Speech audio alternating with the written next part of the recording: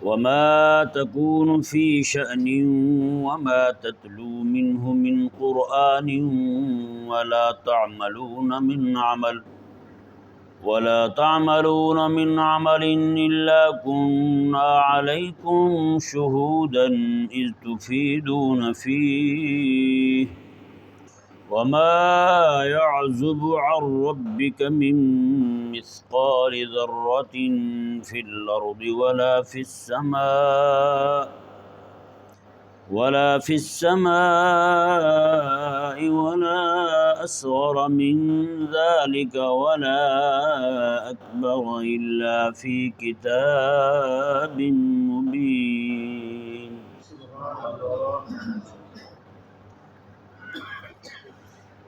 اس آیہ مبارکہ پر کل گفتگو ہو چکی تھی، آج اس کا ترجمہ کریں گے اور کوئی ایک دو چیزیں ضروری وہ بیان کریں گے۔ اس آیہ مبارکہ کا پچھلی آیہ مبارکہ کے ساتھ تعلق یوں ہے کہ اللہ تبارک و تعالی نے پچھلی آیہ مبارکہ میں فرمایا ان اللہ لذو فضل علی الناس ولکن اکثرهم لا یشکرون، بے شک اللہ تعالیٰ لوگوں پر فضل فرمانے والا ہے لیکن ان میں اکثر لوگ جو ہیں وہ قدردان نہیں ہیں، وہ شکر گزار نہیں ہیں، وہ اللہ تعالیٰ کے فضل اور اس کی رحمت کی قدر نہیں کرتے۔ یہ فرما کر اگلی آیہ مبارکہ میں اللہ تبارک و تعالیٰ نے ارشاد فرمایا کہ لوگ جو ہیں وہ قدر نہیں کرتے، لیکن اللہ تبارک و تعالیٰ کی عظمت و شان کیا ہے، اللہ تبارک و تعالیٰ تو اپنے نیک بندوں کے ایک ایک عمل کو ملاحظہ فرما رہا ہے، ان کے ایک ایک عمل کو ملاحظہ فرما رہا ہے، ان کا کوئی بھی عمل اللہ تبارک و تعالیٰ کی نگاہ رحمت سے پوشیدہ نہیں ہے، تو یہ اس کی قدردانی ہے، یہ اس کی قدردانی ہے۔ جب وہ کام کرنے والا یہ سمجھے گا کہ میں جس کے لیے کام کر رہا ہوں وہ مجھے دیکھ رہا ہے، مجھے ملاحظہ فرما رہا ہے،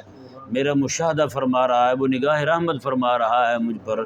تو اس کے کام کرنے کا مزید حوصلہ بڑھے گا، ہاں جی، اس کے وہ دل جمعی کے ساتھ کام کرے گا، جس کے لیے میں کر رہا ہوں وہ مجھے دیکھ رہا ہے جی۔ تو اللہ تعالیٰ نے ارشاد فرمایا وما تکون فی شأن وما تتلو منہ من قرآن، فرمایا کہ حبیب پیارے آپ کسی بھی شان میں ہوتے ہیں، کسی بھی حال میں ہوتے ہیں، کسی طرح کے بھی کام میں مصروف ہوتے ہیں، وما تتلو منہ من قرآن، اور بطور خاص جب آپ قرآن کی تلاوت کر رہے ہوتے ہیں، ہاں جی، یہ دیکھیں میرے حبیب کریم صلی اللہ علیہ وآلہ وسلم کے تمام احوال اعلیٰ ہیں، حضور کے تمام احوال اعلیٰ ہیں، میرے آقا علیہ السلام کی ہر ایک شان جو ہے وہ وراء البراء ہے، آقا علیہ السلام کی ہر ایک کیفیت جو ہے وہ وراء البراء ہے، ہاں جی، یہاں تک کہ دیکھیں نا بندے پہ غفلت کب طاری ہوتی ہے؟ جب بندہ سو جاتا ہے، جب بندہ سو جاتا ہے تب غفلت طاری ہو جاتی ہے بندے پر۔ ہم جب سوتے ہیں ہم پہ غفلت طاری ہو جاتی ہے تو اوٹ پٹانگ خواب دیکھنے لگ جاتے ہیں، الٹی سیدھی باتیں جو ہے نا وہ روح اس طرف منتقل ہو جاتی ہے، لیکن قربان جائیں میرے کریم آقا صلی اللہ علیہ وآلہ وسلم کی عظمت اور شان پر کہ اللہ نے فرمایا حبیب جو بھی تیری حالت ہو، جو بھی تیری کیفیت ہو، وہ براء البراء ہے، تو وہ آقا علیہ السلام جب آرام فرما ہوتے، حضرت عائشہ پاک رضی اللہ تعالیٰ عنہ فرماتی ہیں یقینی طور پر آقا علیہ السلام سو جاتے تھے، پھر آقا علیہ السلام اٹھتے اور اٹھ کر کے آقا علیہ السلام نماز شروع کر دیتے بغیر وضو کے۔ ایک دن میں نے عرض کر ہی دیا یا رسول اللہ صلی اللہ علیہ وسلم، ہمارے لیے تو حکم یہ ہے کہ پوری کائنات کے لوگوں کے لیے جب وہ سوئیں تو اٹھ کر کے وضو کریں، آپ جب سو رہے ہوتے ہیں تو سو کے اٹھتے ہیں تو بغیر وضو کے آپ نماز شروع کر دیتے ہیں۔ اللہ اکبر کبیرہ۔ میرے آقا علیہ السلام نے فرمایا یہ وضو ٹوٹتا ہے غفلت طاری ہونے کی وجہ سے، جب میں سو رہا ہوتا ہوں نا تب بھی میرا دل اس انتظار میں ہوتا ہے میرے رب کی وحی کب آ جائے، ہیں اللہ اکبر، تب بھی آقا علیہ السلام کا دل جو ہے اللہ کی وحی کے انتظار میں ہوتا ہے کہ وحی بتائیں یار کیا شوق ہے وحی کا، ہیں ہمارے اندر بھی تڑپ ہے ایسی اللہ تعالیٰ کی وحی کو حاصل کرنے کی، اس کا نور اپنے دل میں سمونے کی، اپنے بچوں کو وحی پڑھانے کی رب تبارک و تعالیٰ ہیں۔ میرے آقا علیہ السلام سوئے بھی ہیں تب بھی اسی انتظار میں ہیں کہ کب اللہ تعالیٰ کی وحی آ جائے، تو آقا علیہ السلام کی توجہ جو ہے حالت نیند میں بھی اسی طرف رہتی تھی۔ اب بتائیں وہ حالت، وہ کیفیت جو عام لوگوں کی غفلت والی ہوتی ہے، میرے آقا علیہ السلام کی وہ کیفیت بھی اتنی شان والی ہے۔ تو پھر آقا علیہ السلام کی تمام کیفیتیں، حضور کی تمام شانیں وراء الوراء ہیں، تمام احوال میرے مصطفیٰ کریم علیہ السلام کے وہ اونچے سے اونچے ہیں، لیکن اللہ تبارک و تعالی نے یہاں جن دو حالوں کا ذکر کیا، اللہ اکبر کبیرہ، اللہ تعالیٰ میں وما تتلو منہ من قرآن، میں حبیب پیارے تو جس کیفیت میں بھی ہو، جس حال میں بھی ہو، لیکن خاص طور پر جب تو قرآن کی تلاوت کر رہا ہو، خاص طور پر جب تو قرآن کی تلاوت کر رہا ہو، یہاں یہ ذہن میں رہے، یہ من ہو جو ہے نا، من ہو ایک تو ترجمہ اس کے یوں کر سکتے ہیں کہ من ہو سے مراد جو ہے نا من اللہ ہے، کیا ہے؟ ہو ضمیر سے، ہو ضمیر کا مرجع اللہ تبارک و تعالیٰ کی ذات ہے، تو من اللہ ہے۔ میں حبیب پر یہ جو آپ کا قرآن تلاوت کرنا ہے نا، یہ اللہ کی توفیق سے ہے۔ یہ کس سے ہے؟ اللہ تعالیٰ کی طرف سے یہ عطا کردہ توفیق سے ہے۔ تو ایک تو یہ ہو گیا، اور دوسرا یہ ہے کہ من ہو سے مراد بھی من قرآن ہی ہے۔ کیا ہے؟ من ہو سے مراد بھی من قرآن ہے۔ تو پھر من قرآن دو بار نہیں آیا، ایک جگہ ضمیر لگا دی، دوسری جگہ اسم جو ہے نا وہ بالتصریح آ گیا، تو مطلب یہ بنا یہاں پہ صرف اس کی تفخیم کے لیے، تفخیم شان کے لیے، اس کی عظمت کو اونچا کرنے کے لیے، تلاوت قرآن کی عظمت کیا ہے، اور خاص طور پر جب قرآن پڑھ بھی حضور رہے ہوں ہیں۔ آقا علیہ السلام کے صحابی ہیں نا، آقا علیہ السلام ان کے پاس تشریف لے گئے، آقا علیہ السلام نے میں سنو بات سنو، میرے اللہ نے مجھے فرمایا ہے کہ جا کر کے میرے فلاں بندے کو کہو کہ آپ کو فلاں سورت سنائے، ہیں آپ انہیں کہو کہ فلاں سورت وہ آپ کو سنائیں۔ اللہ اکبر۔ میرے آقا علیہ السلام ان کے ہاں چل کے تشریف لے گئے۔ میرے آقا علیہ السلام نے میں یار اللہ تعالیٰ نے پیغام بھیجا ہے تیرے نام کہ تو فلاں سورت مجھے سنا۔ وہ کہنے لگے یا رسول اللہ، اللہ نے میرا نام لیا ہے، اللہ نے میرا نام لیا ہے۔ میرے آقا علیہ السلام نے میں ہاں اللہ نے تیرا نام لیا ہے۔ انہوں نے پھر وہ تلاوت شروع کی۔ اللہ اکبر کہتے ہیں پھر میں تو اپنی توجہ میں پڑھنے لگ گیا، میری توجہ ہی ہٹ گئی، تو میں ذہن میں نہیں رہا کہ میں کہاں بیٹھا ہوں، حضور کے سامنے بیٹھا ہوں، رب کے حکم کے قرآن پڑھ رہا ہوں۔ تو کہتے ہیں میں نے اچانک جب آنکھیں کھولی نا، تو آقا علیہ السلام کی پوری داڑھی جو ہے وہ آنسوں سے بھیگ چکی تھی، حضور قرآن سن رہے۔ اللہ اکبر کبیرہ۔ تو یہ جو اچھا یہاں پہ ایک بڑے مزیدار الفاظ میرے ذہن میں آ رہے ہیں۔ حضرت امام علوسی رحمہ اللہ ارشاد فرماتے ہیں یہاں پہ بطور خاص قرآن کا اور آقا علیہ السلام کی غلبہ دین کی جد و جہد کا، جیسے کہ کل آپ سماعت فرما چکے ہیں، اس کا ذکر کیوں کیا اللہ تعالیٰ نے یہاں؟ قرآن کا ذکر جو ہے نا، جب احوال سارے حضور کے براء البراء ہیں، تو پھر تلاوت کا ذکر کیوں کیا اللہ تبارک و تعالیٰ نے؟ اللہ اکبر فرماتے ہیں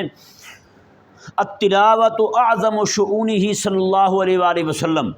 کہتے ہیں حضور کے تمام احوال میں سب سے اونچا حال وہ حضور کا رب کا قرآن پڑھنا ہے، وہ حضور کا قرآن پڑھنا ہے سارے احوال میں، ہیں جی۔ اللہ اکبر کبیرہ۔ یعنی حضور کے چونکہ وحی جو ہے نا، قرآن پڑھنا ایسے ہی ہے رب سے کلام کرنا، ایک طرف بندوں سے کلام کرنا ہے، ایک طرف رب سے کلام کرنا ہے، تو رب سے کلام کرنا تو پھر اونچا ہوگا نا بھائی، یہی فرمایا کہ التلاوۃ اعظم شؤونہ صلی اللہ علیہ وسلم، فرماتے ہیں حضور کی ساری شانوں میں، حضور کے تمام احوال میں، تمام کیفیات میں سب سے اونچی کیفیت جو ہے آقا علیہ السلام کی، وہ کیا ہے بھلا؟ وہ تلاوت قرآن ہے۔ وَلِذَا خُصَّتْ بِالذِّکْرِ، اس لیے بطور خاص جب یہ کہہ دیا کہ وَمَا تَكُونُ فِي شَأْنٍ، جو بھی آپ کی کیفیت ہو اللہ کے مشاہدے میں ہے، پھر اللہ تبارک و تعالی نے بطور خاص کے ذکر فرمایا تلاوت قرآن کو، تلاوت قرآن کو ذکر فرمایا، کیونکہ اس وقت میرے آقا صلی اللہ علیہ وآلہ وسلم جو ہیں وہ رب تبارک و تعالیٰ کی وحی کو پڑھ رہے ہوتے ہیں۔ وحی کو پڑھنا ایسے ہی ہے خود وحی والے سے کلام کرنا، خود صاحب وحی سے کلام کرنا، اس کے ساتھ باتیں کرنا، اس کو اپنے دکھڑے سنانا، اس کو اپنی باتیں سنانا، اسی کی باتیں اسی کو سنانا، کتنا مزہ آتا ہوگا یار۔ کاش کہ یہ والی کیفیت ہمارے اندر پیدا ہو جائے نا۔ اللہ وہ کتنی کئی باتیں ایسی ہوتی ہیں بڑی دلچسپ ہوتی ہیں، بندے کا دل کرتا ہے بار بار سنیں، ہے یا نہیں؟ جب یہ ہو بھی قرآن اور کلام بھی رب کا ہو، جیسے رب فرمایا اپنے حبیب کو، حبیب جا کر کے ان سے سنیں، یعنی حبیب خود بھی پڑھتے ہیں، جب ان سے سنیں گے تو مزہ دوبالا ہو جائے گا۔ تو بتائیں نا یار، جب رب کا کلام بندہ رب کو ہی سنا رہا ہو تو کیا انوار و تجلیات کی بارش برسے گی۔ آقا علیہ السلام کے کسی صحابی ہیں، وہ آقا علیہ السلام کی بارگاہ میں جاتے ہیں، کہتے ہیں یا رسول اللہ رات میں قرآن پڑھ رہا تھا تو میرا گھوڑا ساتھ بندھا ہوا تھا، میں جب پڑھنے لگتا تو وہ بدکنے لگ جاتا، ساتھ میرا بچہ چھوٹا لیٹا ہوا تھا تو وہ بدکنے لگ جاتا، اور آسمان سے جو ہے ایک نور کا پورا ستون نیچے آ رہا تھا، آسمان سے نور کا ستون نیچے آ رہا تھا۔ جب میں تلاوت روکتا گھوڑا سکون میں آ جاتا، جب میں شروع کرتا پھر اسی طرح میرے آقا علیہ السلام نے میں رب تبارک و تعالیٰ کے فرشتے رحمت برسا رہے تھے تمہارے اوپر۔ قرآن پڑھے تو بندہ پھیرے نا بھائی، کاش کہ ہم اسے معمول بنا لیں، روزانہ قرآن پاک کی تلاوت کی جائے۔ قرآن پاک کی تلاوت کے بغیر ہمارا کوئی وقت نہ گزرے، کوئی رات نہ گزرے، کوئی نماز میں تو پڑھتے ہیں قرآن پاک، لیکن اس کے علاوہ بھی پڑھیں ہم، اور خاص اس نیت کے ساتھ پڑھیں یار میں تھوڑا رب سے باتیں نہ کر لوں۔ آقا علیہ السلام کے ایک صحابی ہے نا، یہ بخاری شریف میں حدیث پاک ہے، حضور کے ایک صحابی دوسرے کہنے لگے یار تھوڑا سا ایمان نہ بڑھا لیں اپنا، تھوڑا سا ایمان نہ بڑھا لیں، تھوڑا سا ایمان نیا نہ کر لیں۔ مطلب یہ ہے کہ ہم ایمان کی باتیں کریں گے، اللہ تعالیٰ کی باتیں کریں گے، ہمارا ایمان بڑھ جائے گا۔ تو بھائی اللہ تعالیٰ کی باتیں کریں تو ایمان بڑھتا ہے، اللہ کی ہوئی باتیں کریں تو پھر ایمان کیوں نہیں بڑھے گا؟ اللہ اکبر کبیرہ۔ تو یہ اللہ تبارک و تعالیٰ نے بطور خاص کے محبوب کریم علیہ السلام کے قرآن کی تلاوت کا ذکر فرمایا۔ یہاں یہ ذہن میں رہے، یہاں مخاطب اگرچہ آقا علیہ السلام ہی ہیں، لیکن یہاں مراد حضور کی امت بھی ہے۔ حضور کی امت وہ غلبہ دین کے لیے کام کرنے والے وہ داعی حضرات جو ہیں، وہ عام لوگ بھی جو قرآن پاک کی تلاوت کرنے والے ہیں، وہ سارے کے سارے اس سے جو ہے نا ان کا بھی سارے حالوں میں سے اونچا حال وہی ہوگا جو قرآن پاک کی تلاوت کا ہوگا۔ جی کہ نہیں جی، یہ ہمارے احوال میں بھی ہم بھی پورے دن میں آپ بتائیں نا کیا کیا کام کرتے رہتے ہیں، روٹی کمائیں گے کھائیں گے، سارے یہی کام کریں گے نا، بچوں کی دیکھ بھال کریں گے۔ اب بچوں کی دیکھ بھال ایک طرف ہو، روٹی کمانا ایک طرف ہو، مزدوری کرنا ایک طرف ہو، اور ایک طرف رب کا قرآن پڑھنا ہو، اونچا ہوا یا نہیں ہوا؟ تو یہ ہر بندے کو اللہ تبارک و تعالیٰ نے یہ عطا فرمائی ہے شان۔ جو بھی بندہ چاہتا ہے کہ میرے سارے احوال میں حال میرا کوئی اونچا بھی ہو، ایسا حال بھی ہو جو سب سے اونچا ہو، تو میں وہ اللہ کا قرآن کی تلاوت کرے۔ اللہ اکبر کبیرہ۔ یہ دیکھیں جی آگے اللہ تعالیٰ نے پھر عموم کر دیا، وَلَا تَعْمَلُونَ مِنْ عَمَلٍ، میں تم جو بھی عمل کرو، مطلب یہ عمل غلبہ دین والا، دینی جد و جہد والا، جو بھی تمہارا کام ہو۔ یہاں پہ پھر یہ نہیں فرمایا کہ وَمَا تَكُونُ فِي شَأْنٍ، تکون فی شان پا فرمایا کہ مفرد کا صیغہ ہے، اور آگے فرمایا اللہ تعالیٰ نے تعملون من عمل ولا تعملون من عمل، فرمایا محبوب کے صحابہ، محبوب علیہ السلام بھی اور محبوب کے صحابہ بھی اور تابعین بھی، تبع تابعین بھی، اور قیامت تک آنے والے جو بھی غلبہ دین کے لیے کام کرنے والے ہیں، اللہ تعالیٰ نے میں تم سب کے کام جتنے بھی ہیں، فرمایا رب تبارک و تعالیٰ نے ہم ہر ایک کام کا مشاہدہ فرمانے والے ہیں۔ اور آگے سے الفاظ دیکھیں، اللہ تعالیٰ نے فرمایا کہ وَلَا تَعْمَلُونَ مِنْ عَمَلٍ إِلَّا كُنَّا عَلَيْكُمْ شُهُودًا، فرمایا کہ كُنَّا عَلَيْكُمْ شُهُودًا، ہم تمہارے اوپر مشاہدہ کر رہے ہیں، ہم تمہارے اوپر مشاہدہ کر رہے ہیں، مشاہدہ ہم تمہیں دیکھ رہے ہیں، یعنی تم تلاوت قرآن کر رہے ہو تب بھی ہم دیکھ رہے ہیں، اور تم جب غلبہ دین کے لیے جد و جہد کر رہے ہو تب بھی ہم دیکھ رہے ہیں۔ اور یہ ذہن میں رہے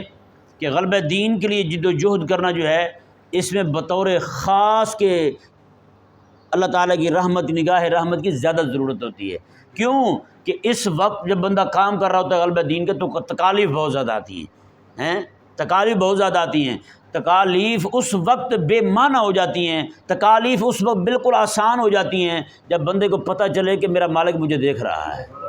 جب یہ دل میں ہو نا میرا مالک مجھے دیکھ رہا ہے جس کے لیے میں تکلیف اٹھا رہا ہوں، تو پھر تکلیف جو ہے نا وہ بہت ہلکی ہو جاتی ہے، تکلیف کو اٹھانا، اس کا تحمل جو ہے وہ بہت سہل اور آسان ہو جاتا ہے۔ ایسا ہے یا نہیں ہے؟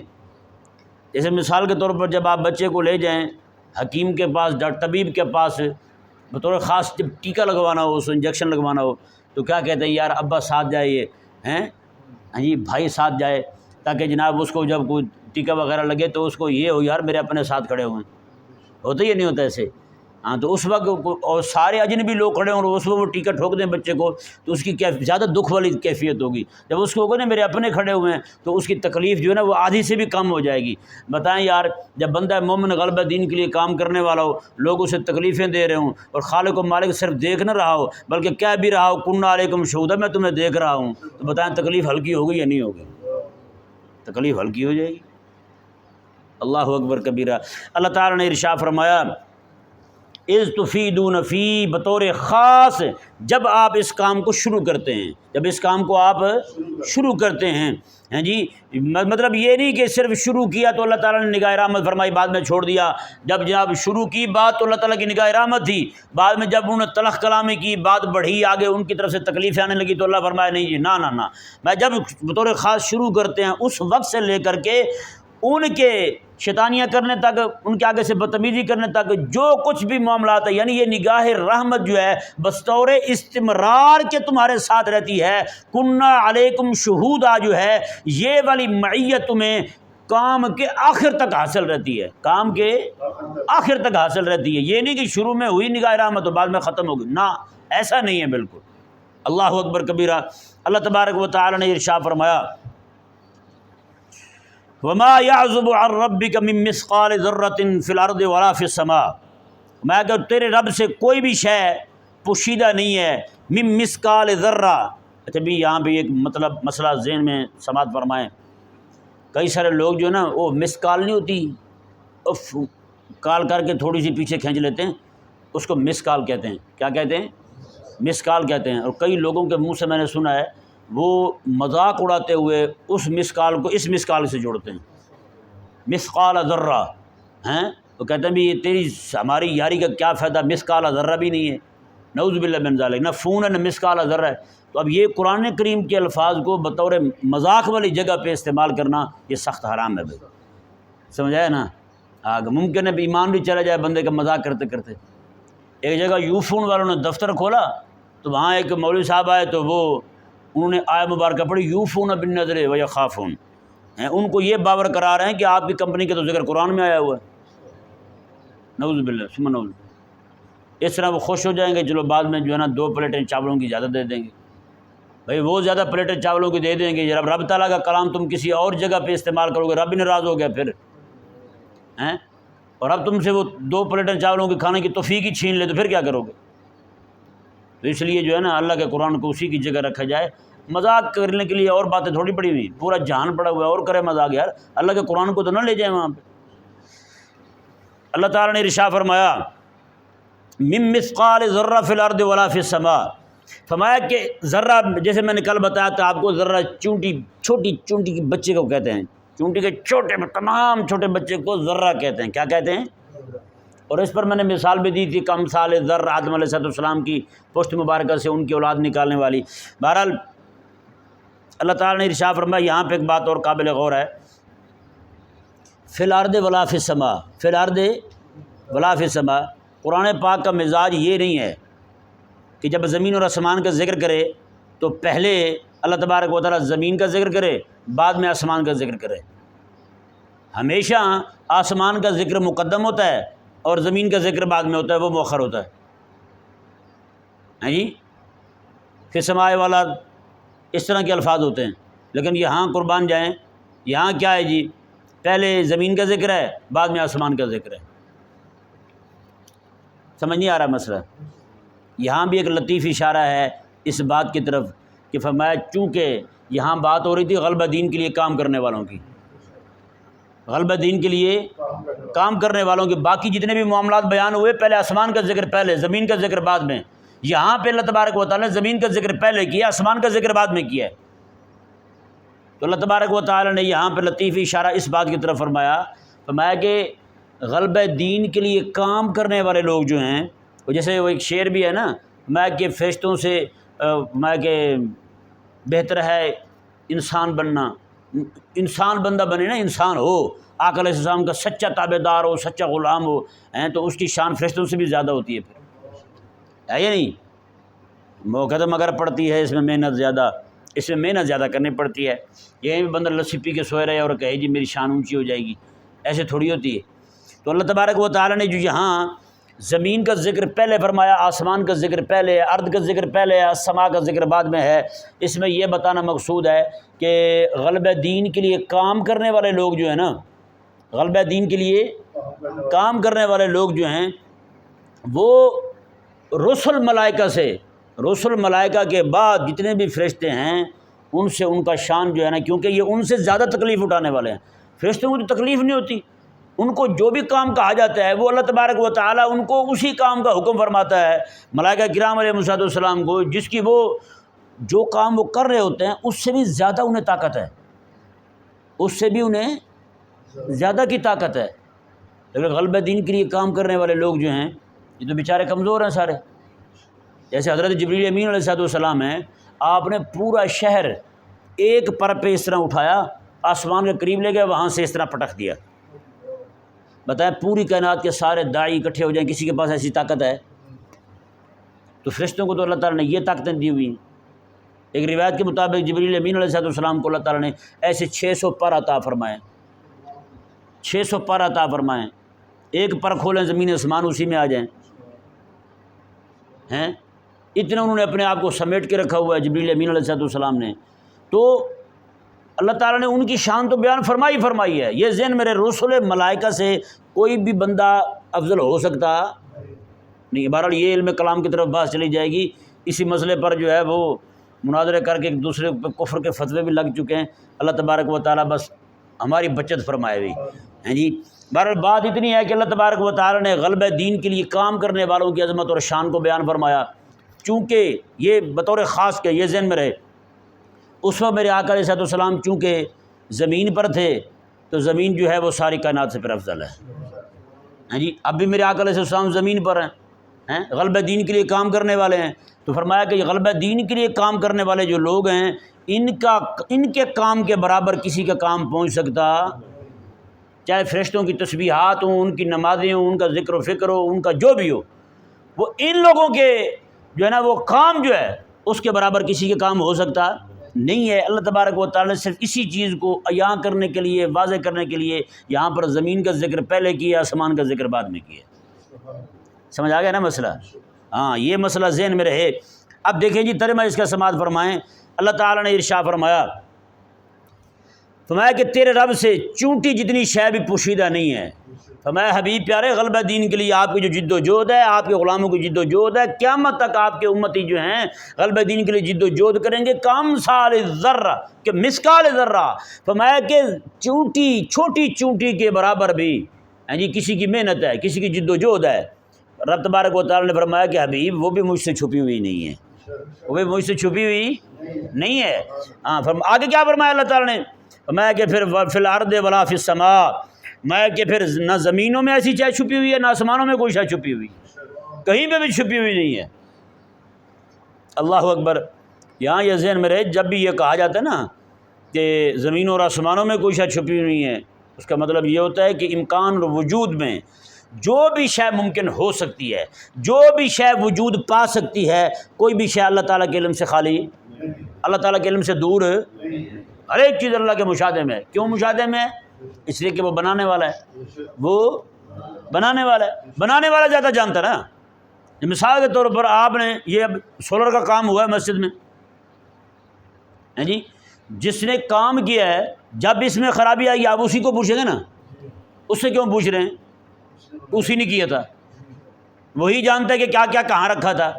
اس طرح کر کے یہاں دیواروں میں بجلی کی تاریں لگی ہوئی ہیں، کسی میں مسئلہ آ جائے تو آپ کس کو بلائیں گے؟ اسی الیکٹریشین کو بلائیں گے نا جو کام کر کے گیا۔ سیوریج میں مسئلہ آ جائے، کون سا پائپ کہاں جا رہا ہے، گیس کے پائپ میں مسئلہ آ جائے، کون سا پائپ کہاں جا رہا ہے، کہاں رکھا تھا اس کاریگر نے پائپ، آپ اسی کو ڈھونڈیں گے، آپ اس کا نمبر پھر ہمیشہ کے لیے قابو کر کے رکھیں گے جب تک وہ فوت نہیں ہوتا۔ ہوتا یا نہیں ہوتا ایسے؟ کیوں؟ ہر بندہ جانتا ہے یار، وہی جانتا ہے، وہی جانتا ہے۔ بتائیں نا یار، پوری کائنات اللہ نے جانی ہے، اللہ سے کیا پوشیدہ ہو سکتا ہے؟ پھر پوری کائنات کا خالق وہی ہے، مالک وہی ہے، مجید وہی ہے، ہر چیز کو جاننے والا ہے۔ اللہ تعالیٰ نے ارشاد فرمایا جی دیکھیں، میں کہ چونٹی سے، چھوٹی چونٹی کے بچے سے، بچے جتنی شے ہو، نہ آسمانوں میں نہ زمینوں میں کہیں پہ بھی ہو، اللہ تعالیٰ سے پوشیدہ نہیں ہے۔ ولا اصغر من ذالک، اور فرمایا کہ چھوٹی چونٹی کے چھوٹے بچے سے چھوٹی شے بھی ہو نا، اللہ سے وہ بھی پوشیدہ نہیں ہے۔ فرمایا کہ جب یہ چھوٹی سے چھوٹی شے بھی پوشیدہ نہیں ہے تو ولا اکبر من ذالک، تو پھر اس سے بڑی شے کیسے پوشیدہ ہو سکتی ہے؟ اللہ تعالیٰ کے وہ بھی سامنے ہیں۔ وما يعزب عن ربك من مثقال ذرہ، اللہ اکبر کبیرہ۔ آگے اللہ تبارک و تعالیٰ نے ارشاد فرمایا الا فی کتاب مبین، مگر یہ کہ وہ کتاب مبین میں موجود ہے، کتاب روشن کتاب میں، مطلب یہ ہے کہ اللہ تبارک و تعالیٰ کے علم میں تو یہ ساری چیزیں ہیں ہی ہیں، اللہ تعالیٰ کے علم میں یہ ساری چیزیں ہیں ہی ہیں، لیکن اللہ تبارک و تعالیٰ نے اپنے صحیفہ علم یعنی لوح محفوظ جو ہے وہاں پر بھی یہ سارا کچھ لکھ رکھا ہے۔ اس سے ان فلسفیوں کا رد ہو گیا، جو کچھ پوری دنیا میں ہونا تھا اللہ نے وہ لکھ دیا۔ یہ لوگ کہتے ہیں کہ نعوذ باللہ من ذالک، اللہ تبارک و تعالیٰ کو جزیات کا علم نہیں ہوتا، بلکہ جزیات جو ہیں وہ زمانے میں وجود پذیر ہوتی ہیں، وہ جب پیدا ہو جاتی ہیں تب اللہ کو علم ہوتا ہے۔ اللہ فرماتا ہے چونٹی سے چھوٹی شے جو ہے میں نے وہ بھی ازل سے لکھ رکھی ہے، چونٹی سے بڑی شے جو ہے وہ بھی میں نے پہلے لکھ رکھی ہے۔ تو پھر ان کا یہ کہنا کہ وہ کہتے ہیں نعوذ باللہ اللہ تعالیٰ کو کلیات کا علم ہے، تو فلاسفہ قدیمہ جو ہیں ان کا نظریہ ذلیلوں کا یہ ہے، وہ کہتے ہیں کہ اللہ تبارک جب متاخرین فلاسفہ جو ہیں وہ یہ کہتے ہیں کہ اللہ تعالیٰ کو جزیات کا علم ہے ہی نہیں، یعنی کلیات کا علم ہے، یہ پتہ ہے کہ انسان یہ کر سکتا ہے، لیکن یہ نہیں پتہ کہ آج اس نے کیا کرنا ہے، نعوذ باللہ من ذالک۔ یہ اللہ کے بارے میں کہتے ہیں اللہ کو یہ نہیں پتہ ہوتا، جب وہ کر لیتا ہے پھر اسے پتہ چلتا ہے اچھا اس نے یہ بھی کر لیا ہے۔ اور جو فلاسفہ متقدمین ہیں وہ ان کا نظریہ یہ ہے، وہ کہتے ہیں کہ اللہ تبارک و تعالی جو ہے وہ جزیات کو بھی جانتا ہے لیکن بحیثیت کلیات، جزی کو بحیثیت جزی نہیں جانتا۔ اللہ تعالیٰ کا علم جو ہے وہ جزی کو شامل ہے لیکن بحیثیت کلی کے شامل ہے، بحیثیت جزی کے شامل نہیں ہے۔ اللہ تبارک و تعالیٰ محفوظ فرمائے ان کی اس طرح کی اتنا بھی بندہ نہ پڑھے کہ بندہ پاگل ہی ہو جائے، اللہ تعالیٰ کی قدرت کا انکار کرنا شروع کر دے۔ اللہ تبارک و تعالیٰ ہم سب کو سمجھنے کی توفیق عطا فرمائے۔